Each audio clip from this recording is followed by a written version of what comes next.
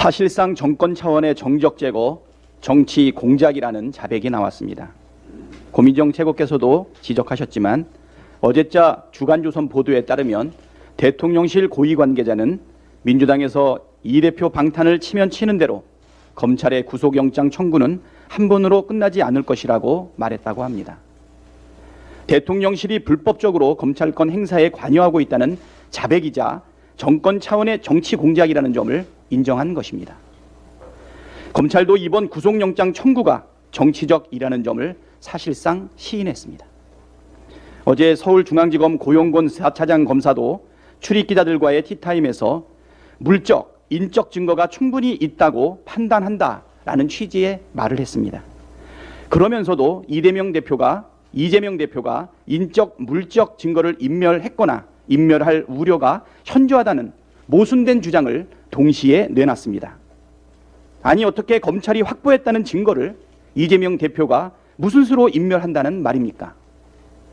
수백 차례 압수수색하며 탈탈 털어갔는데 무엇을 인멸한다는 말입니까? 검찰의 영장 청구 증거를 보면 더 기가 막힙니다. 제1야당 대표로서 영향력을 발휘하고 있기 때문에 조직적 은폐, 진술, 번복 종용 우려가 크다는 주장을 합니다. 그렇다면 제1야당 대표가 아니면 구속영장 청구 사유가 안 된다는 뜻 아닙니까? 구속영장 청구가 제1야당 대표이기 때문이라는 자백입니다. 정권 차원의 기획된 정적제고 탄압에 우리는 결코 굴하지 않겠습니다. 군사 독재 정권을 능가하는 검찰 독재 정권의 폭거를 반드시 마무리 끝장내겠습니다. 국민의 주인은 검사가 아니라, 대한민국의 주인은 검사가 아니라 국민이라는 헌법 정신을 반드시 지키겠습니다. 검찰은 대법원 위에 군림하는 조직입니까? 검찰이 대장동 개발과 관련해 개임이라고 주장하며 성남시가 환수한 금액이 1,830억 원에 불과하다고 주장했습니다. 그러나 성남시는 대장동 개발로 5,503억 원을 공공 환수했습니다. 이 5,503억 원은 성남시나 이재명 대표의 일방적 주장이 아니라 2020년 7월 16일 대법원 판결로 확정된 금액입니다. 그런데 검찰은 대법원 판결을 무시하고 성남시 환수 금액을 대폭 축소했습니다. 알면서 그랬다면 사악한 것이고 모르고 그랬다면 정말 무능한 것입니다. 수차례 팩트를 설명했는데도 이렇게 쓰는 것을 보면 의도적이고 사악한 축소 왜곡입니다.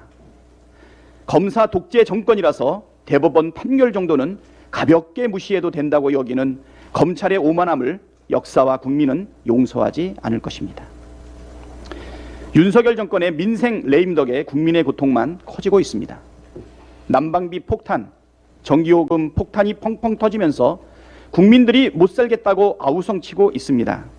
한 달 전기세가 1천만 원 넘게 나왔다는 자영업자들의 하소연부터 난방온도 늦추고 양말도 2겹 신고 지냈는데 난방비가 지난달보다 더 많이 나와 경악했다는 경험담까지 곳곳에서 비명이 넘쳐나고 있습니다. 그런데도 정부는 아무런 역할을 못하고 있습니다. 대통령이 난방비, 가스비 지원 확대하라고 지시를 해도 주무부처에서는 꿈쩍도 하지 않고 오히려 지시 이행은 불가하다고 대놓고 못을 박습니다.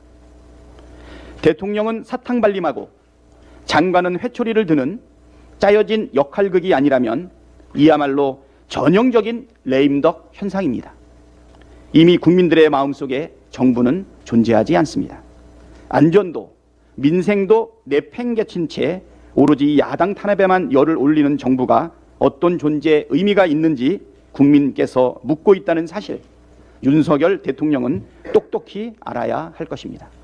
이상입니다.